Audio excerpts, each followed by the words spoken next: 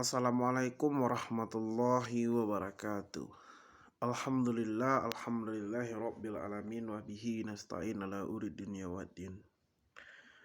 Asyhadu an la ilaha illallah wa asyhadu anna Muhammadar Rasulullah la nabiyya ba'da amma ba'du.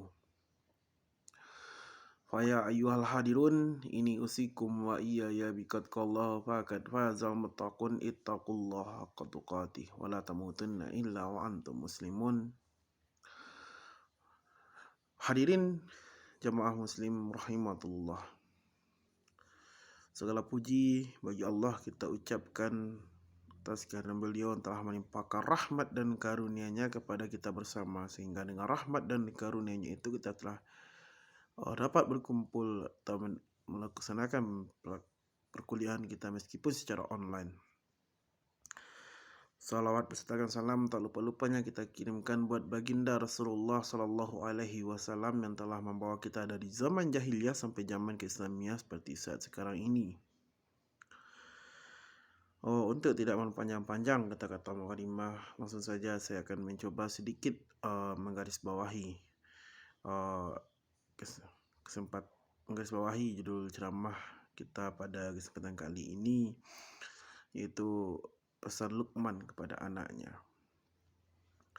Hadirin yang saya banggakan,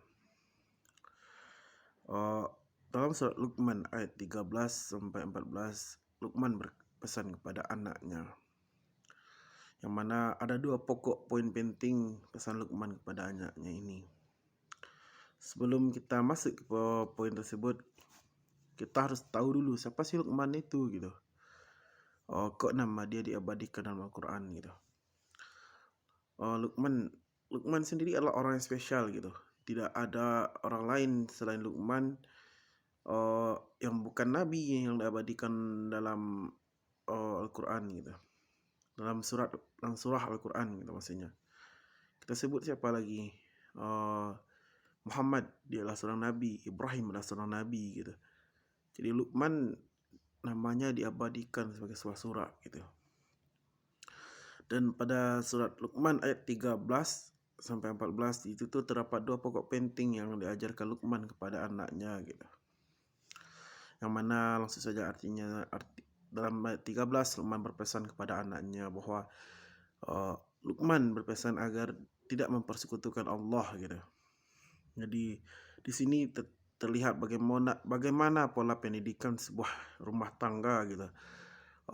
Dia meletakkan dasar akidah kepada anaknya bahwa Luqman berpesan agar tidak mempersekutukan Allah gitu. Karena pondasi awal dari sebuah tonggak agama adalah akidah, dan awal dari pendidikan itu adalah keluarga gitu. Luqman sadar sekali dan paham sekali pentingnya pola pendidikan di keluarga, sehingga dia menanamkanlah pokok-pokok tersebut gitu. Seperti yang saya bilang tadi, di ayat 13 Luqman berpesan agar tidak mempersekutukan Allah, karena persekutukan Allah suatu perbuatan yang sangat keji, kata beliau kan. Di sini jelas Luqman melarang anaknya untuk tidak bersekutukan Allah, tidak musyrik, tidak segala macamnya gitu. Karena kita tahu dosa dari mempersekutukan Allah adalah suatu hal yang sangat termasuk dosa besar gitu. Selanjutnya di ayat 14 Luqman berpesan kepada anaknya bahwa dia harus menghormati kedua orang tuanya gitu. Di sini nampak terlihat suatu keunikan ayat lagi gitu. Allah sering selalu, di saat Allah menyebut dirinya, maka Allah selalu akan mendampingkan dengan orang tua gitu. Bahkan dalam sebuah hadis sendiri pun kan dijelaskan bahwa ridallahi wa ridaini wa sutullahi wa sutu ini gitu.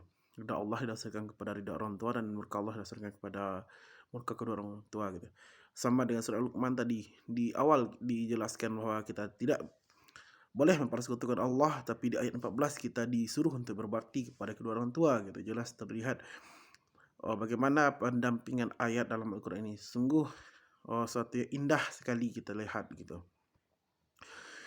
Quran surah Luqman ayat 14 ini bercerita tentang bahwa kita dilarang mempersekutukan Allah gitu kan. Quran surah Luqman ayat 14 ini menjelaskan tentang Bagaimana kita harus menghormati orang tua kita. Dari kita dari dalam kandungan, ibu kita mengandung kita dalam keadaan lemah bertambah. Kita bayangkan saja kita gitu, 9 bulan kita dikandungnya gitu. Dalam keadaan yang mulanya dari hal kecil sampai hal besar, perut dia besar gitu kan. Tidak ada yang sanggup lah kita sebagai seorang laki-laki, khususnya bagi laki-laki sekarang gitu. Kalau memang sanggup, kita cobalah gitu.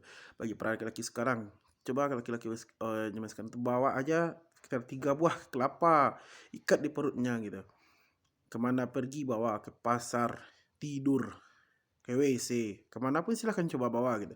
Tetapi ibu kita dengan sabar kita membawa kita gitu kemanapun dia pergi gitu. Dia pergi ke pasar dia bawa gitu. Dia pergi ke undangan dia bawa gitu. Dia tidur dia bawa. Bahkan di saat usia kandungannya yang sudah menginjak dewasa, dia buat tidur saja susah.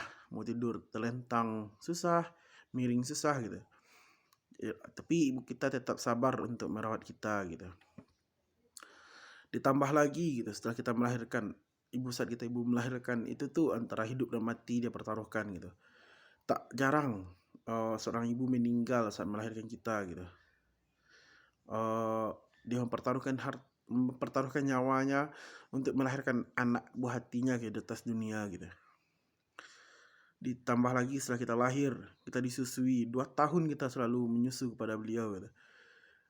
Kita dibesarkan melalui darah beliau, kita dilahirkan gitu. Jadi apa lagi yang membuat kita selalu membangkang kepada orang tua kita gitu. Kita ingat dari hal kecil kita selalu dididik untuk tidak, dari kecil kita selalu dibesarkan, dididik, diberi ilmu segala macamnya, tapi saat kita dewasa kita lupa ke siapa kita gitu. Kita cuman saat kita dewasa kita berlagak sebagai seorang yang hebat gitu. Tapi itulah kita manusia gitu. Kita prinsipnya di saat kita dewasa kita berlagak seorang hebat, tapi di mata orang tua kita adalah sebagai anak kecil gitu yang selalu butuh kasih sayang dari beliau gitu. Jadi dari Al-Quran ini, kalau surah Luqman ayat 13-14 ini suatu pengajaran yang sangat indah kita dapatkan gitu. Yang pertama, jangan persekutukan Allah dan jangan durhaka kepada kedua orang tua gitu. Sebab seperti yang saya jelaskan tadi, bahwa ridha Allah dirataskan ridha orang tua dan murka Allah dirasakan atas orang tua. Lantas apa yang membuat kita harus durhaka kepada orang tua kita gitu. Jadi sekian dulu yang dapat saya sampaikan pada kesempatan kali ini. Terlebih dan kurang saya mohon maaf. Assalamualaikum warahmatullahi wabarakatuh.